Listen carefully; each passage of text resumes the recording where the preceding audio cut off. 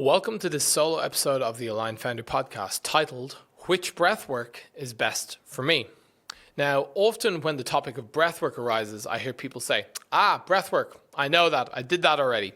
And they're often quite surprised to find out that there's many different styles and techniques of breathwork, and there's many levels also of how deep this technique can go. So it's pretty common for people to have tried a few exercises or to do a bit of breathing in their morning routine and think, that's it, I've tried it, it does or doesn't work for me.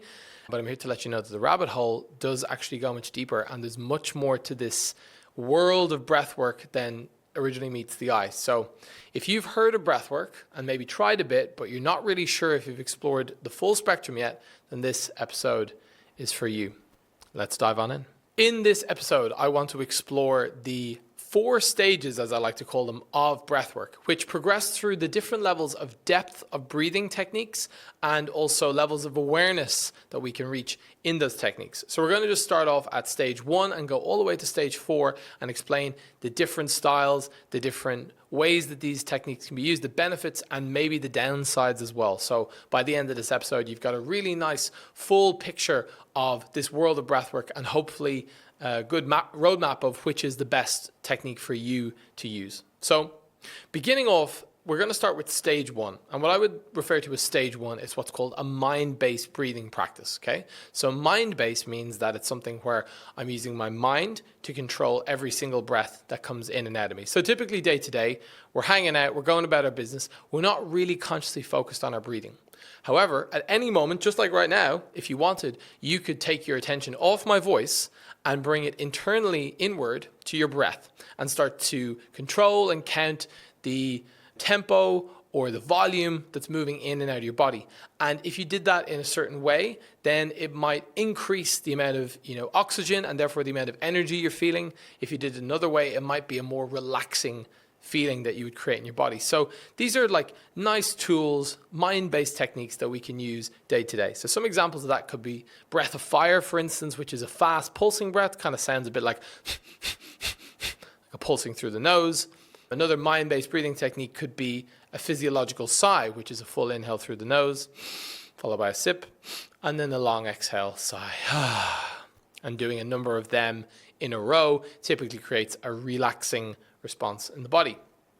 So these are great acute tools to have, these stage 1 breathing exercises that you can use at home. There's plenty of apps that can give breathing techniques. I recently downloaded the Whoop app for the Whoop band, and they've got a breathing part of the app that you can use, and there's all sorts of other apps that you can use. YouTube, there's some great tutorials of different breathing exercises on there. Yogic breathing techniques is another great example of this as well, or also box breathing. So anything where you're using your mind to control your breath to create a pretty consistent outcome every time. Now, one of the downsides of using only stage 1, which is the mind-based breathing techniques, is that as soon as you do your technique and it feels good, and then you get up and walk out the door, and after a period of time, your body goes back to breathing in the same way that it always has. So in that way, it's kind of limited because we're not really creating deep change in the nervous system, and we kind of need to keep going back every time we want to feel different. So it's more of a band-aid or a crutch instead of something that's going to create real lasting change. It might take months of doing a box breathing practice, for instance, to experience tangible effects and differences in our capacity, for instance, to breathe deeper. So in general, the summary of the stage 1 mind-based techniques is that they're great tools. I like to use them occasionally just as a little quick pick-me-up or bring me down. The reports typically from people who would speak to, doing breath work in stage 1 would be, I like breath work. I like to combine it with my meditation in the morning. It feels relaxing. It's nice. I have good energy after it. And it's great. And that would be it. So that would be probably the account of someone who has only really done stage 1 breathing. So if they've only done stage 1 breathing, then next step might be to explain to them about stage 2, which is doing more of a group breathing class. Okay, so this would be still in the mind-based category, so using mind-based techniques to control our breath, but often been done in more of a group. So that could be something like a yoga class where we do yogic pranayamas and, breathing in and out of different nostrils and different counts and holding at the top or at the bottom. And another great example of this will be Wim Hof breathing technique, which is a mind-based practice, but when done in a group and particularly combining with ice baths. It's typically taking that stage 1 breathing technique and taking it to a new level, either in the presence of a group or using something like ice exposure as a way of kind of leveling the experience up. So people might use this kind of breath work for stress relief, for biohacking, for kind of having this real rush of, dopamine and stuff that comes off the back end of it. Feels really good, if you do some really intense deep breathing with a group and then get in an ice bath, and it feels awesome. And usually the reports in stage 2 are like, oh, it was cool, I got to go in the ice for a long time, I really felt this deep breathing, I learned new ways that my body could breathe, it was great. Now, the limitations of this technique is that we're still very much in the mind, and we're kind of pushing our body into a state to create some kind of extreme situation, and that's fine. But again, there's a question mark around what are the actual long-term effects it's creating. One downside I found, as someone who did the Wim Hof technique and also ice baths combined for many years back, maybe 6, 7, 8 years ago, was I started to teach my body unconsciously that in order for it to relax and to feel at ease, I first needed to pump a boatload of oxygen through it. So I needed to hyperventilate for 10 minutes and then get in an ice bath, and then it was okay to relax. So it was creating this, I would say, negative correlation between relaxation and activation. It's almost like you're in Germany and you want to fly to South Africa and you fly via Iceland. Technically it works, but it's not the most efficient way of getting to South Africa versus a direct flight. So it's kind of that way of like, yes, the Wim Hof technique, or, big yoga, intense mind-based breathing classes can be good, and they can explore new fields and expand what's possible, but it's not really going to, create deep lasting change in the nervous system, and also can lead to some, negative patterns or habits as well. So if someone's only done stage 2, then maybe they might at some point stumble across a stage 3 breathing experience, which moves away from the mind-based breathing, i.e. the mind controlling every breath, and more into the body-based side of things. So a body-based breathing technique would be basically anything that involves connecting our breath or looping our breath, okay? So conscious connected breathing is a style of breathing where by connecting the inhale and the exhale consistently over a period of time, what starts to happen is we start to switch off the conscious mind, the thinking brain, the monkey brain, and we start to drop back into the older, more primitive states of the brain, which is where a lot of the, deeper patterns and fears and emotions and, thoughts lying under the surface in our subconscious are actually hidden. And from that, we can actually access deeper levels of ourself and, let go of some deeper emotion maybe, and even unearth and potentially let go of experiences from our past, which can be great, Now, in this stage 3 field of breathwork, we've got many different names and faces, okay? So some names you may have, and I always hear people say this, oh, I did this exact, I did oxygen breathing or biodynamic breathing or somatic breathing or psychotropic breathing or holotropic breathing. There's all these different kind of names and styles that they come with, okay? Rebirthing, alchemy of breath. These are all examples of, body-based breathing techniques. And it typically involves this looped breath, lying down for an hour or so with your eyes closed. There's usually going to be a big group of people or a large group, maybe one or a couple of facilitators.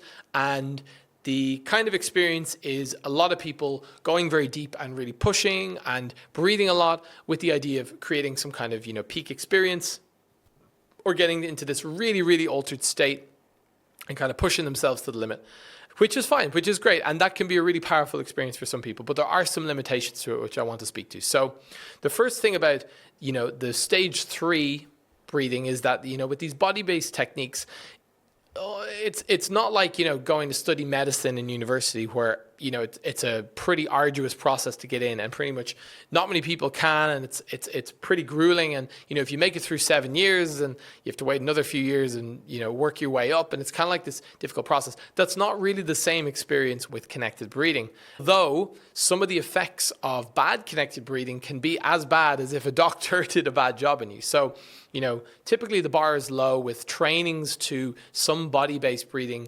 schools being as little as 3 days, sometimes online, sometimes in person, but in general, people are certifying practitioners who can then go out and effectively use this very powerful technique in a rather innocent way, I would say, because they don't know what they don't know, to effectively open up old emotions and, behaviors and even traumas in people.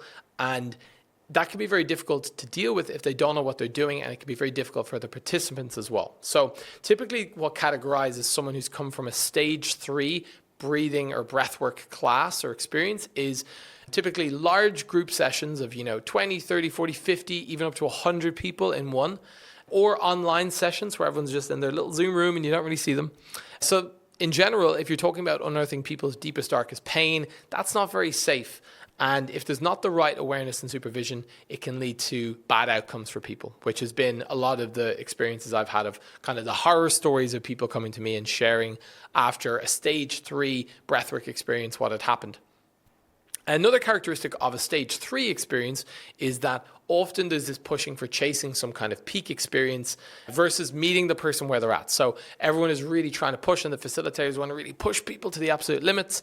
And sometimes it can feel good, typically because they've pushed them so hard that they've gone outside of their capacity and their body's effectively overheated and gone into a freeze or a shutdown state where they kind of disassociate and check out. And everything feels really blissful and like otherworldly, because effectively it's almost like an animal that's about to die because it goes into this like numb, playing dead state. So, that's not always the most effective way, I think, to process deeper things, and it actually can be quite taxing for people. So that speaks to the next difference between stage 3, and we're going to come to stage 4 in a minute, but stage 3 typically is quite a forcing experience. It's a forced experience of breathwork versus just being able to allow the breath to move through. So, day to day, we're relaxing, we're doing our thing, and we're not thinking about breath, never mind forcing breath. So we're more allowing breath to move in and out. So that's typically a characteristic of someone who's come from a stage 3 breathwork experience. It's very yang. There's lots of big, powerful inhales and pushing on the exhale and trying and using the shoulders and all these muscles that actually aren't really used for breathing in order to breathe even deeper. And these experiences, though beneficial for some, and some people can have very powerful experiences, they often can at the same time leave people feeling very jarred, exhausted, or even re-traumatized when they weren't given the right support they were needed in that moment, and maybe put in a challenging situation. Oftentimes, as I said, the facilitators either don't have awareness of what's happening in people, or they just don't have enough eyes or awareness to really get across a full group, or, to be able to, if you got 100 people on Zoom, it's very difficult to really see what's happening. So I've had, stories of people coming to me saying, oh, wow, I had a really great experience with this breathwork thing I did. And then when I speak to them a bit more and I say, hey, did that happen? Were you feeling really like you were pushing, and was it tiring? And they're like, yeah, actually, it didn't feel so safe. I felt some deep emotions, which was great. But actually, now that I think about it, that was actually really challenging. And I felt kind of weird afterwards. And, I thought that was normal. And they told me it was normal, So there's kind of this thing of like, the lack of awareness and then people not questioning it. And it's only when we kind of like walk back through the situation that they realize that maybe there could have been a safer experience. So just to summarize, the kind of people who might have gone through a stage 3 breathing experience would be, an experience that's very big, very cathartic, lots of breath moving, lots of energy. And, it can be a positive experience for sure, and there's lots of people that do good work, and at the same time it can create a lot of challenge, and if someone doesn't know what they're doing and it's wrong place, wrong time, it can lead to even re-traumatization, which is what we don't want. So enter stage 4, which is effectively conscious connected breathing, i.e. stage 3, mixed with a nervous system informed or trauma informed approach, and like a lens of looking through that. So this is where we're combining the power of a looped or connected breath, which, as you can hear before, it can be very powerful. We can bring up these deep emotions and wounds and pain and even trauma that we've had stored in our system maybe our whole life, and actually in an attuned way and with care, we can actually support our client to let go of that and to actually release it from their system, thus creating a new experience of life, a new pathway, which is really powerful. So the reason why I personally changed in 2020 from, being a full-time musician to, after one session of this, experiencing this type of breath work, this kind of nervous system, trauma-informed connected breathing, for me, it was just like an instant light bulb, because I felt the difference in my system. I felt how I'd accessed a state of deep rest that I didn't even know was possible, that I'd been, without realizing, searching for years. And it was just a light bulb went on. I'm like, oh, this is the thing. I'd been traveling the world for a number of years looking for, something that would make me feel better on a much deeper level. And I just knew intuitively this is the thing. So I went all in, and I knew after one session, I said, I knew I'm going to train as a facilitator in this. And, many months later, that's what ended up happening after doing my own kind of process and work and really experiencing the power of that in my own life. So along that journey of, learning about this type of breath work and, with the nervous system and what even that is, I've got another, series on the nervous system called Wired for Success. You can listen, I think it's episode 24. Highly recommend that one. But, in learning about the nervous system and specifically around how the body breathes, and how to have this balanced inhale and exhale. Instead of pushing every inhale and exhale, and we want to move the most air, stage 4 breathwork is more focused on a balanced inhale and exhale. And also breathing and operating at just maybe 5 to 10% of what maybe we think we could go to. And it's almost like this analogy of, instead of, you want to put a painting up on the wall and you have to hammer in a nail, do you use a small, very precise hammer that just puts the nail in perfectly with no damage? Or do you swing a big sledgehammer? Okay. So some of the other types of breathwork can be a bit of a sledgehammer experience.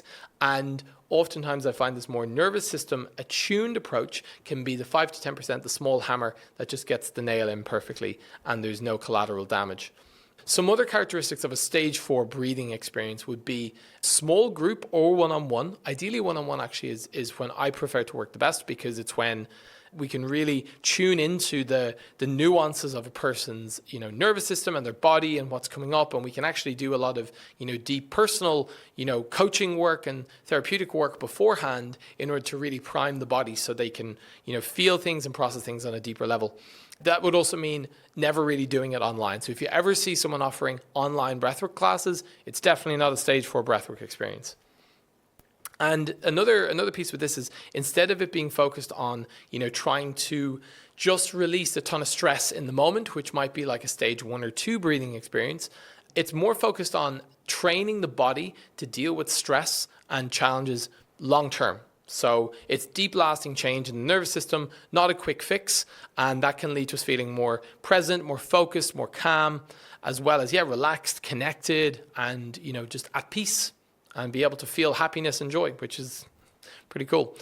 So, the work that we do at Really Align is combining this, nervous system lens with the connected breathing, along with the deep coaching and subconscious work, which not just physically builds the body's capacity to manage more energy and stress and be able to perform at a higher level and relax better, but also then on the mental level, it's understanding ourselves, understanding our past, why we are the way we are and what we do. And on another level, then it's letting go of deeper fears and anxiety and pain and stuff that we've been carrying for many years then on an emotional level. So it's this really full spectrum, holistic approach to personal development and self-healing. And as you can hear, I'm all about it. So life doesn't have to be this kind of uphill struggle anymore. It's being able to cultivate the capacity through the breath on a deep level so life can be more easeful and positive. And it's, creating this solid foundation through a repatterning of the breath and the nervous system so that you have the capacity and awareness to create great businesses, to create great relationships, and just create an amazing life. So my invitation to you is, if, this episode has been interesting, I would explore each stage. I would say stage 1, okay, download an app, go on YouTube, search for some basic breathing exercises, and see how they land for you, see how you like them. Stage 2 could be go to like a pranayama class or maybe like a Wim Hof ice bath kind of class. Could be an interesting experience as well. Nice thing to do maybe in the gym sometimes, or for recovery after the gym. Stage 3, I would say proceed with caution, but try a connected breathing class near you. Now, if you're somewhere around the world, it can be difficult to find this really trauma-informed breathing. So I would say, tread with caution. If you're approaching, breathwork school and asking them questions, I would ask, what's your awareness of, trauma and the nervous system? Do you work with reading breath, or is it kind of more of this creating this big emotional journey? What's the what's the intention of the practice, basically? And if stage 4 sounds interesting, which I can only imagine it did in the way I've presented it here. Also Really Align, based in Berlin, but also other practitioners in collaboration around the world. Really love to give this really deep, holistic, full spectrum personal development experience. So if that's something you're interested in finding more about, you can go to our website, reallyaligned.com. We've got LinkedIn, Instagram, all the fun stuff. Check out our YouTube. We got some great videos over there. Also a video of all our different podcasts in the past. So yeah, go through, have a listen. We've got other episodes on this topic as well. Episode number 2, What is Breathwork, is a great one as well. And yeah, happy exploring on your breathwork journey. I hope this episode's been helpful. And yeah, just keep on breathing.